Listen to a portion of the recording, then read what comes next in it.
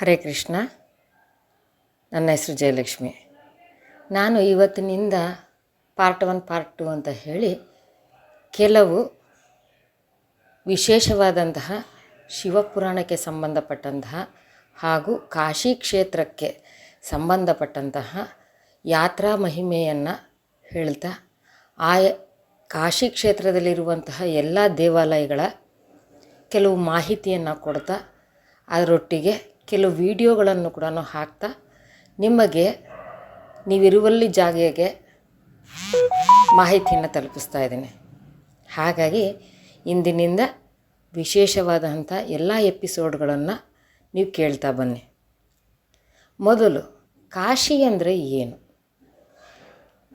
ಕಾಶಿ ಒಂದು ನಮ್ಮ ಸನಾತನ ಧರ್ಮದ ಹಿಂದೂಗಳಿಗೆ ಅತ್ಯಂತ ಪವಿತ್ರವಾದಂತಹ ದೇವಭೂಮಿಯ ಸ್ಥಾನವಾಗಿದೆ. ಕಾಶಿ ಈ ಭೂಮಿ ಸೃಷ್ಟಿಯಾಗೋಕ್ಕೆ ಮುಂಚೆ ಶಿವನ ಒಂದು ತ್ರಿಶೂಲದ ಆ ಮಧ್ಯಭಾಗದ ತುಟ್ಟ ತುದಿಯಲ್ಲಿರುವಂತಹ ಸ್ಥಾನ ಕೂಡ ಹೌದು. ಅದನ್ನು ತ್ರಿಶೂಲಾಗ್ರ ಸ್ಥಾಪಿತಂ ಕಾಶಿನಗರಂ ಅಂತ ಕೂಡ ಹೇಳ್ತಾರೆ. ಹಾಗೆ ಇದಕ್ಕೆ ನಾನಾ ಹೆಸರುಗಳಿಂದನೂ ಕರೀತಾರೆ. ವಾರಣಾಸಿ ಅಂತ ಕರೀತಾರೆ, ಹಾಗೆ ಕೆಲವು ಸರಿ ಮುಕ್ತಿ ಧಾಮ ಅಂತ ಕರೀತಾರೆ, ಮೋಕ್ಷಪುರಿ ಅಂತ ಕರೀತಾರೆ, ಆನಂದ ವನ ಅಂತ ಕರೀತಾರೆ. ಹೀಗೆ ನಾನಾ ಹೆಸರುಗಳಿಂದ ಕಾಶಿ ಕ್ಷೇತ್ರವನ್ನು ಕರೀತಾರೆ.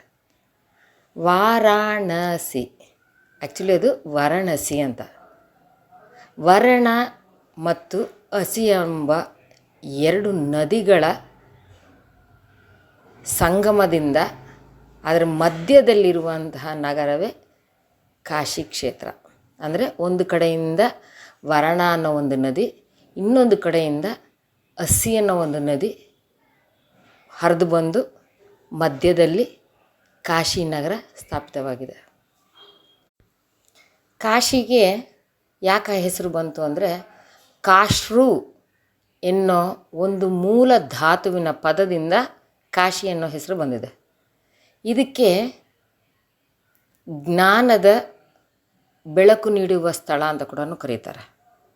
ಅದಲ್ಲದೆ ಇಲ್ಲಿ ಪುರಾತನ ಕಾಲದಿಂದಲೂ ಅಂದರೆ ಹೆಚ್ಚು ಕಮ್ಮಿ ಸೃಷ್ಟಿಯ ಮೊದಲಿನಿಂದಲೂ ಈ ನಗರದಲ್ಲಿ ಜನ ವಾಸ ಮಾಡ್ಕೊಂಡು ಬರ್ತಾಯಿದ್ದಾರೆ.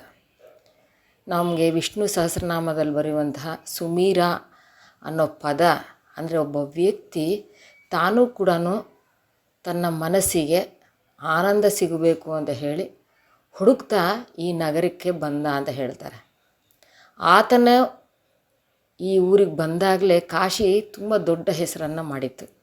ಕಾಶಿ ಪಟ್ಟಣ ತುಂಬ ಹೆಸರುವಾಸಿಯಾಗಿತ್ತು. ಈ ಸುಮೀರ ಅನ್ನೋನು ಹೆಚ್ಚು ಕಮ್ಮಿ ಒಂದು 50,000 ವರ್ಷಗಳ ಹಿಂದೆಯೇ ತಾನು ಅಲ್ಲಿಗೆ ಬಂದ ಅಂತ ಹೇಳಿ ದಾಖಲೆಗಳು ಹೇಳ್ತವೆ. ಅದಲ್ಲದೆ ಇದನ್ನು ಆನಂದ ಕಾನನ ಅಂತ ಇನ್ನೊಂದು ಹೆಸರಿದೆ.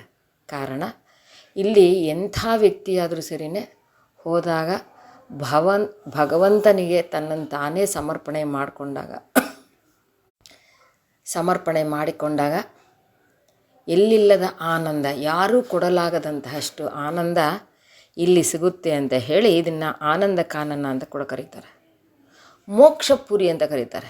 ಕಾರಣ ಇಲ್ಲಿ ಯಾವ ವ್ಯಕ್ತಿಯು ತನ್ನ ದೇಹತ್ಯಾಗವನ್ನು ಮಾಡ್ತಾನೋ ಅಂದರೆ ಪ್ರಾಣವನ್ನು ಬಿಡ್ತಾನೋ, ಕೊನೆಯ ತನ್ನ ಆಯುಷ್ಯನ ಕಾಲದಲ್ಲಿ ಪ್ರಾಣ ಬಿಟ್ಟಾಗ ಆ ದೇಹವನ್ನು ಅಲ್ಲೇ ಸುಟ್ಟು ಭಸ್ಮ ಮಾಡಿದಾಗ ಆಗಲೂ ಕೂಡ ನೇರವಾಗಿ ಕೈಲಾಸಕ್ಕೆ ಹೋಗ್ತಾರೆ ಅಂತ ಹೇಳ್ತಾರೆ. ಅದಲ್ಲದೆ ಮೋಕ್ಷ ಸಿಗುತ್ತೆ ಅಂತ ಹೇಳ್ತಾರೆ. ಅದಲ್ಲದೆ ಸಾಕ್ಷಾತ್ ಪಾರ್ವತೀ ದೇವಿಯೇ ತನ್ನ ಸೆರಗನ್ನು ಅರಿಶಿಣದಲ್ಲಿ ಅದ್ದಿದಂತಹ ಸೆರಗಿನಿಂದ ಆ ವ್ಯಕ್ತಿಯನ್ನು ಸಮಾಧಾನಪಡಿಸ್ತಾ ತನ್ನ ತೊಡೆಯ ಮೇಲೆ ಮಲಗಿಸಿಕೊಂಡು ಧೈರ್ಯ ಹೇಳ್ತಾಳೆ.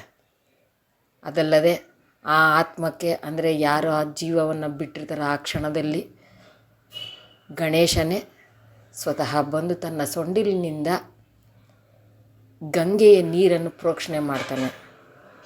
ಅದಲ್ಲದೆ ಸಾಕ್ಷಾತ್ ಶಿವನೇ ಬಂದು ಆತನ ಕೆನ್ನೆಗಳನ್ನು ಸವರಿ ಕಿವಿಯಲ್ಲಿ ಓಂಕಾರದ ಪ್ರಣವನಾದವನ್ನು ನುಡಿತಾನೆ ಅಂತ ಹೇಳ್ತಾರೆ.